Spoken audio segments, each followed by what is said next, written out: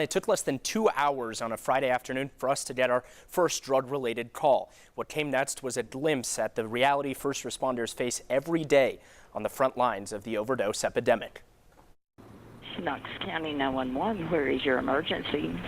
My sister has, I'm not sure if she's under the influence of drugs or not. She swears she's not, but she's a threat to herself and others at this point. We already have people on the way to help you, okay? Just stay on the line with me for just a second, okay?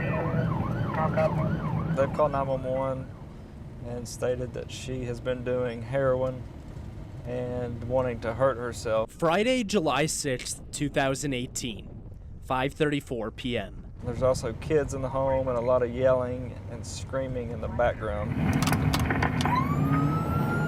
Another day, another overdose. Some days there'll be 3 or 4 within an hour. Sergeant Sam Hennard is a 13-year veteran of the Knoxville Police Department. He's helped save lives with Narcan, seen lifeless bodies taken away after an overdose, and on this call, we'll be faced with the same challenges officers in Knoxville encounter nearly every day on the job. What's wrong with you? I have 2 pocket knives in my back pockets. If Okay. you can get them, please. The call came in as a suicide. The woman has hit rock bottom. What are you on? What kind of drugs are you on? What have you taken? We just need to know. You're not in trouble. We just need to know. She's been high on drugs for days. Now she says she wants to die. So you've just used meth? You haven't used any heroin? No, I don't know. Yeah, you're all right. We got an ambulance No, coming. not. As bad as the scene may look, this woman is one of the lucky ones. She's still alive. Her sister called 911 for help before she could overdose. This is actually the second time I've had to call to get her help in a crisis, and I'm lost. I just want to save her life. Crystal Tippins wanted to speak with us about her sister's drug habits after she was transported to the hospital.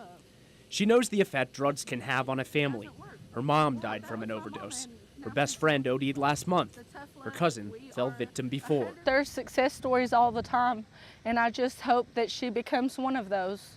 I don't want her to become a statistic. As Sergeant Hennard searches through the woman's car, They kind of call this a to-go box. he finds something he often encounters on drug calls. You've got the syringes here, which she's been using in her arms, and the spoons here that they put the drugs on. But also something he's never seen before. This is goodbye.